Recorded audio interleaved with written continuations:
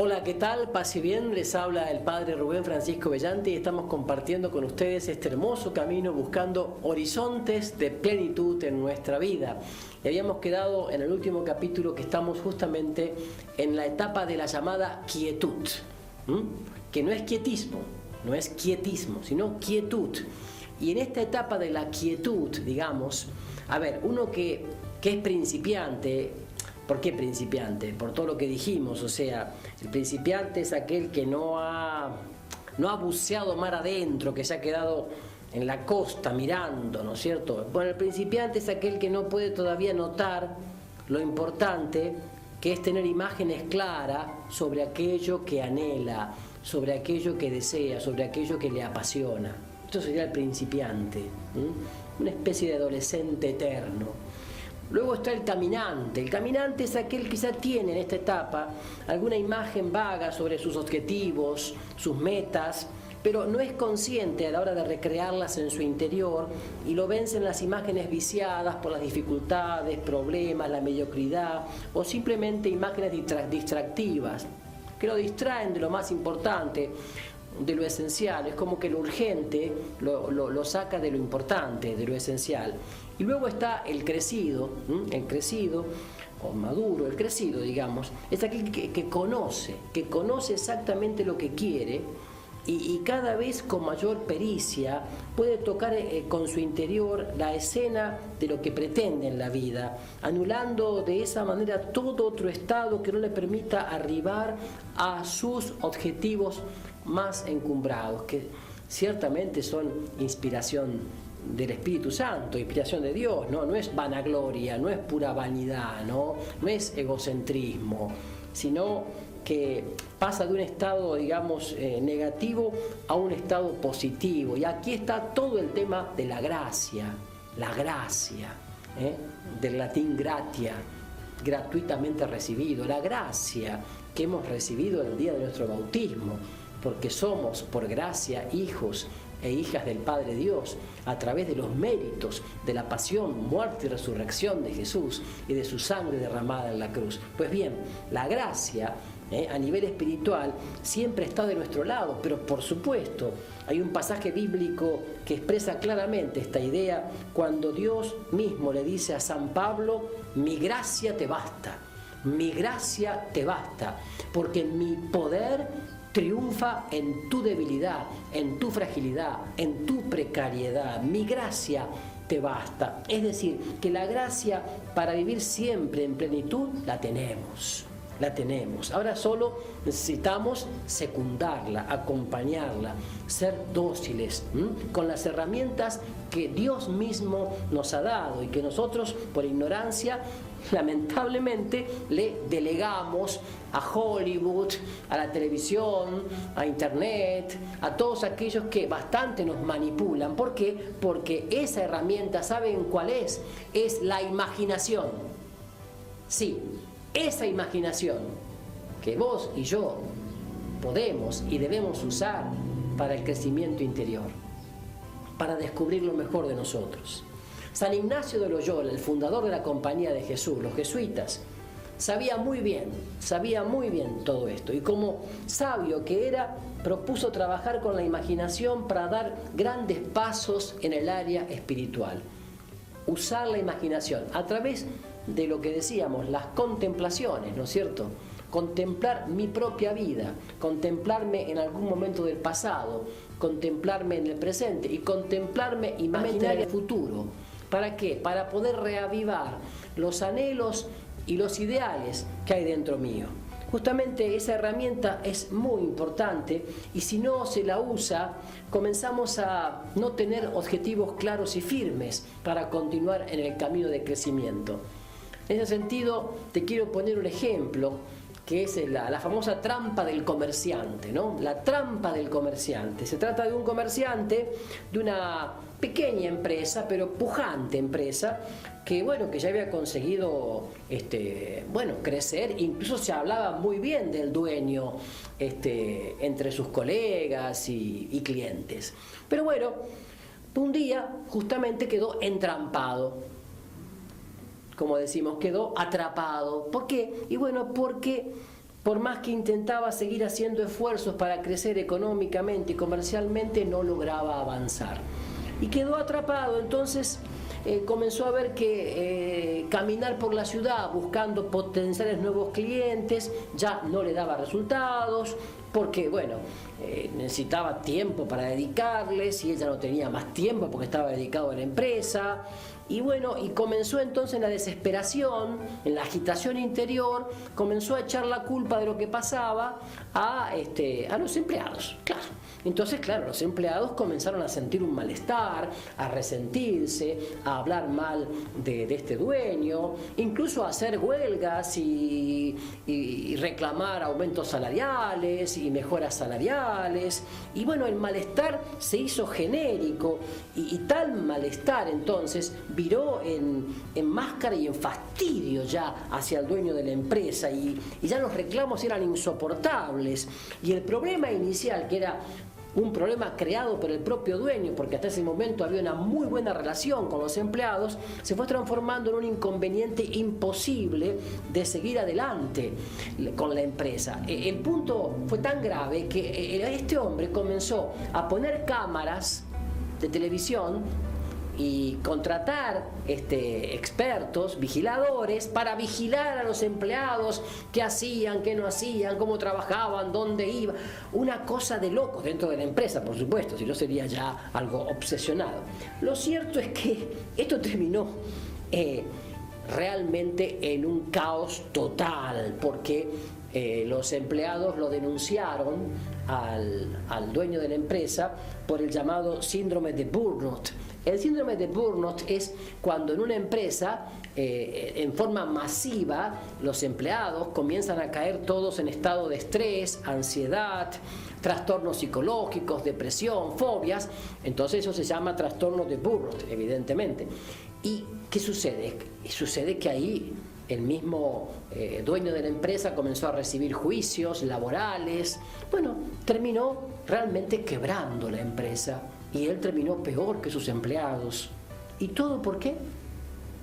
Y esto ocurre también a veces a nivel nacional, a nivel de un país, cuando los políticos no saben parar a tiempo, cuando un presidente o un gobernador o un intendente, un alcalde no sabe parar a tiempo, no sabe darse cuenta y asumir la responsabilidad que tienen los males y comienza a echar la culpa a los de afuera, a potencias extranjeras, a los opositores, a los vagos legisladores, al entorno, a la prensa.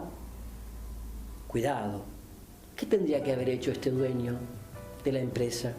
Haberse aquietado, haberse parado, haberse serenado, haber bajado, como dicen los chicos, haber bajado un poco los decibeles, bajar un cambio.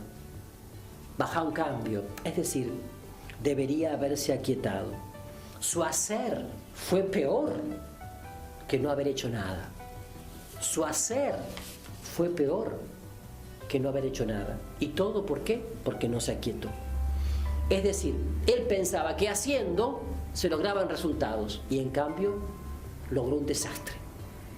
Debería haber sabido que es un principiante, que para avanzar hacia las nuevas etapas necesita aprender sobre nuevos caminos y senderos, y para eso hay que aquietarse, hay que saber escuchar más que oír, hay que saber mirar y contemplar más que ver, hay que saber callar, hay que saber serenar el corazón. Hay que saber.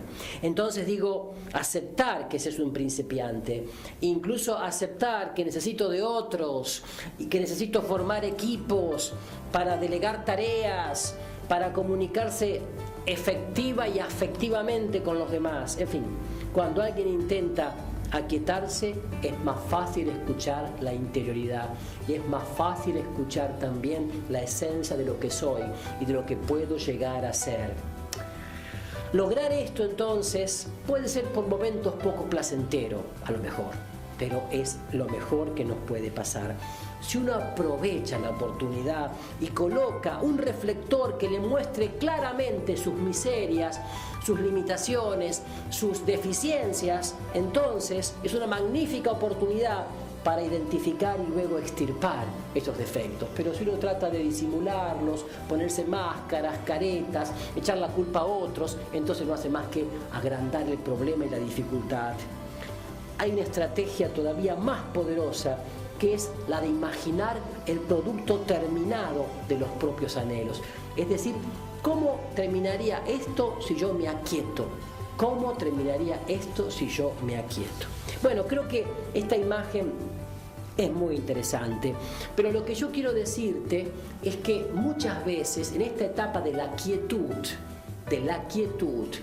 lo que vas a experimentar es que focalizando aquello que más anhelás y buscando esos ideales, bueno, vas a encontrar tus defectos.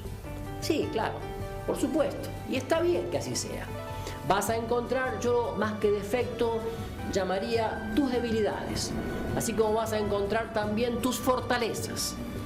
Bueno, y entonces, ¿cuáles serían los defectos clásicos de alguien que se encuentra en esta etapa llamada de la quietud en su interior? Y va a encontrar omnipotencia, soberbia, va a encontrar dificultades de comunicación con otros, incapacidad para formar equipos, va a encontrar resistencia para aprender estrategias nuevas porque se quiere quedar en lo seguro, lo que ya sabe, como instalado, como momia de museo, digamos, ¿no es cierto? Vieron que a veces algunas parroquias o movimientos de iglesia o colegios católicos parecen como museos porque están todos momificados, porque le tienen miedo a lo nuevo, a lo dinámico, al cambio verdadero, a la conversión sincera, que es una cuestión diaria, y hasta una hora después de nuestra muerte. Resistencia también para recibir asesoramiento, yo me lo sé todo, rechazo a formar equipo con personas más inteligentes o más preparadas, esto es muy típico, no, con fulano no puedo trabajar, no, porque tiene otro estilo de trabajo, otra manera, en fin, miedo a descubrir la propia ignorancia, que si estamos en la vida para aprender, que es mucho mejor si esto no lo sé. No lo sé, ¿me lo podés explicar? Yo no lo sé, pero magnífico que vos me lo puedas explicar. Y temor a que descubran los demás mi ignorancia o mi debilidad, qué sé yo. Necesidad de ser tomado en cuenta, de que me aplaudan, de que me consulten, de que me digan que soy el mejor, o que cosas así, ¿no? También la falta de fe, porque todo esto es estar centrado sobre uno mismo, y el que está centrado sobre uno mismo no tiene fe, porque la fe es adhesión a Jesucristo, a la persona viva de Jesús, no es un sentimiento, un estado de ánimo. La fe es un regalo de Dios, es una gracia que me lleva a estar adherido a la persona viva de Jesús. También amor distorsionado o egoísta. No amo por la gratuidad del amor, por la reciprocidad del amor. Amo como prolongación de mi ego, ¿no es cierto? Y también ceguera para describir nítidamente lo que se quiere. Y bueno, se podrían agregar muchas cosas más, pero también, además de las debilidades o de los defectos que tenemos miedo o temor de descubrir en nuestro interior, en esta etapa, también podemos descubrir muchas virtudes o fortalezas, que esto es muy lindo también, que es pura gracia de Dios, pura bendición de Dios, ¿no es cierto? Y bueno, vemos que hay perseverancia, sí, que hay constancia, que hay tenacidad, claro que sí que hay tenacidad, que hay entusiasmo, que hay liderazgo, que hay fortaleza, que hay estabilidad emocional y muchos otros dones, muchos otros carismas propios de cada persona, de cada individuo, que vamos reconociendo en nuestro interior en esta etapa.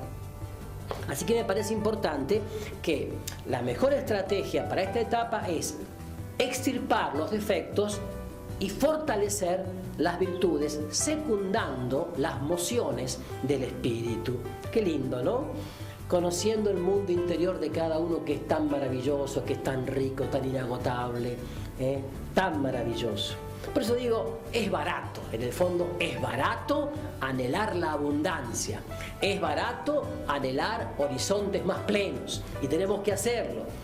Qué sé yo, por ejemplo, alguien me contaba una vez que iba manejando su auto y pasó sobre una llamada loma de burro, ¿no es cierto? Y bueno, y que sintió un ruido terrible que se le metió en el oído, y el ruido terrible es que, ¿qué les parece? Que se le rompió el caño de escape. pero en realidad se le rompió el caño de escape porque ya venía colgando hace tiempo, y en realidad colgaba hace tiempo porque el auto ya era viejo y estaba todo destartalado, y entonces se dijo a sí mismo: pero qué desgraciado soy, se me rompe el auto justo acá en la ruta cuando estoy yendo a casa. Ahora el tiempo que tengo que perder, y se dijo a sí mismo: en vez de invertir este tiempo en cosas más importantes, tengo que invertirla, estar renegando en autos viejos que no andan más. Claro, y tenía razón, claro, bueno, pero es lo que tenía, ¿no es cierto? Pero lo que te quiero decir con el ejemplo del auto viejo, pues yo te quiero decir, es que, ojo, ¿cuántos autos viejos o destartalados en tu vida, sea lo que fuere, autos o lo que fuere, es una forma de decir, es una imagen, te están haciendo perder tiempo precioso de tu vida? Cuando ese tiempo hermoso y precioso de tu vida deberías enfocarlo apasionadamente en aquello que mueve tu vida y en aquello que es importante, que es esencial en tu vida.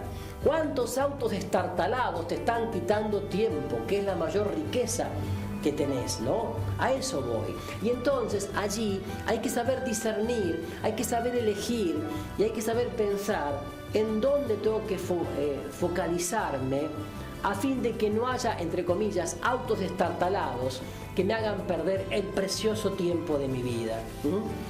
Miren, yo agregaría que preferiría gastar el tiempo que tengo disponible en la vida en atender asuntos verdaderamente importantes de mi vida y no consumido en cosas como arreglar una y otra vez un auto viejo. Es una forma de decir. Y recuerdo en esto, vieron que los norteamericanos, entre otras cosas, son gente muy pragmática, muy práctica. Y una vez me contaban, un México norteamericano de California, me contaba que habían ido hasta Hawái, que es una isla norteamericana que está prácticamente en el Pacífico, camino a Japón para ubicarnos. Habían ido a construir una cancha de golf, ¿no? O sea, todo lo que es el césped y todo eso. Era una cuadrilla de 5 personas y estaban construyendo en un hotel que estaba en construcción a bastantes kilómetros de una de las ciudades principales de la isla. ¿Y qué pasó? En un momento dado se da cuenta el responsable de la cuadrilla de trabajo que se habían olvidado las herramientas en el hotel donde paraban en la ciudad principal.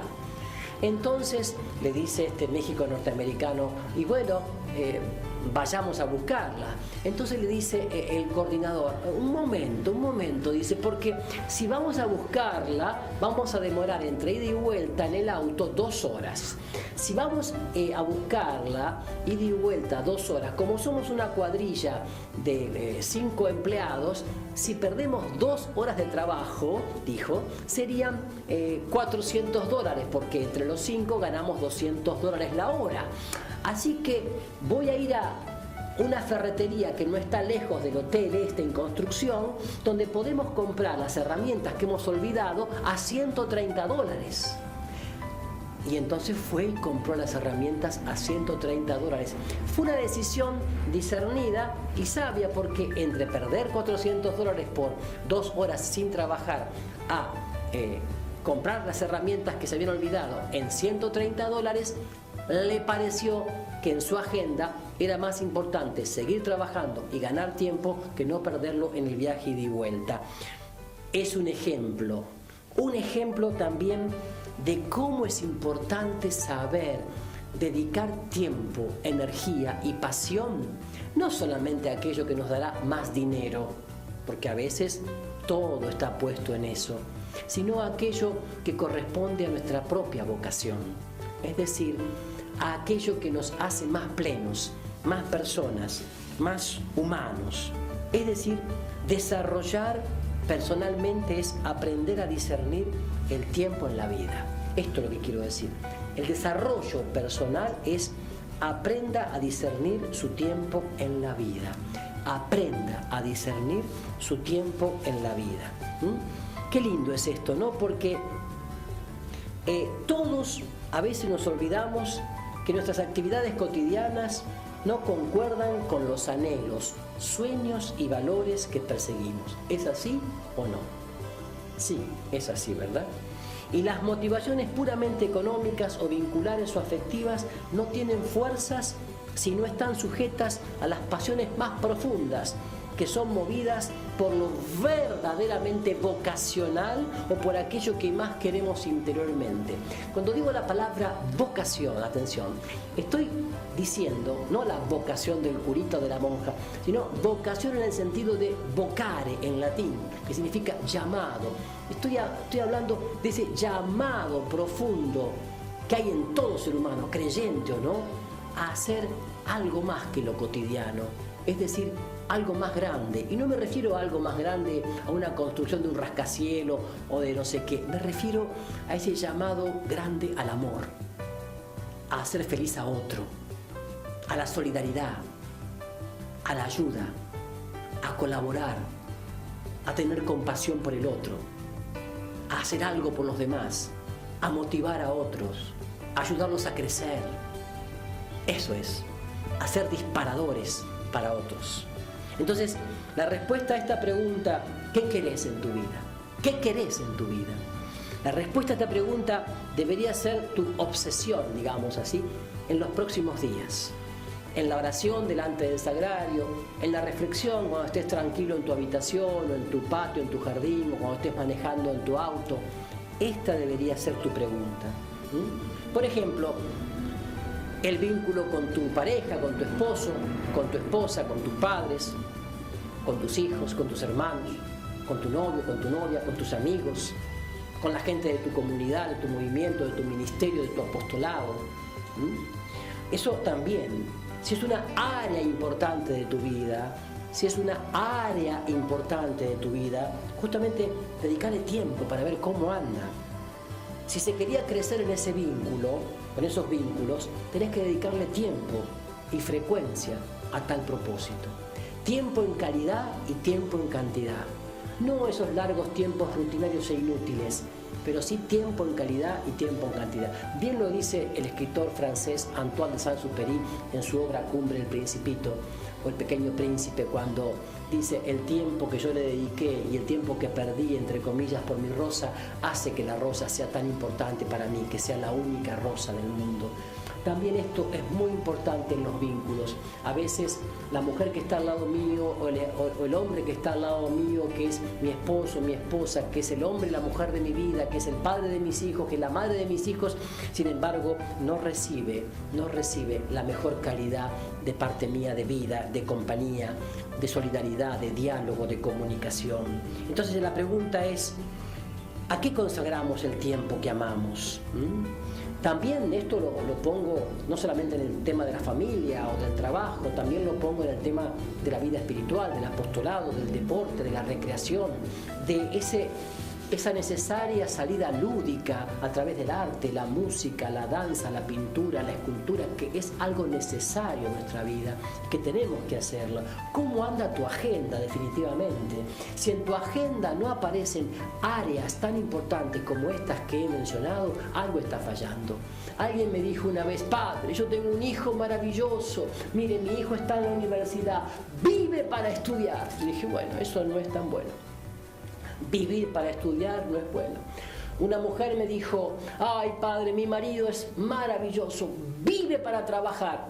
Tampoco eso es bueno. Nadie puede vivir para una sola cosa, aunque sea genuino y honesto, como estudiar o trabajar. Nuestra vida necesita una agenda diversificada, en donde haya un equilibrio, armonía, belleza. Es muy importante todo esto. El tiempo es muy finito, no es infinito. Nuestro tiempo es finito. El tiempo de Dios es infinito, pero nuestro tiempo es finito, es limitado. Nuestro tiempo, no solamente aquí en este mundo, en esta tierra, sino el tiempo de cada jornada, de cada día, de cada semana, de cada mes. A veces la gente me dice: ay padre, ¿cómo pasa el tiempo? Ya estamos casi tocando la Navidad. Y sí, otro año se va. Pero ¿cómo estamos nosotros justamente organizando la agenda? ¿Lo charlamos en familia? ¿O dialogamos en familia, en el matrimonio, con los hijos, con los amigos? ¿Cómo tratamos de que realmente cada hora sea vivida en plenitud? Porque en el fondo, ustedes y yo buscamos horizontes de plenitud. Paz y bien para todos.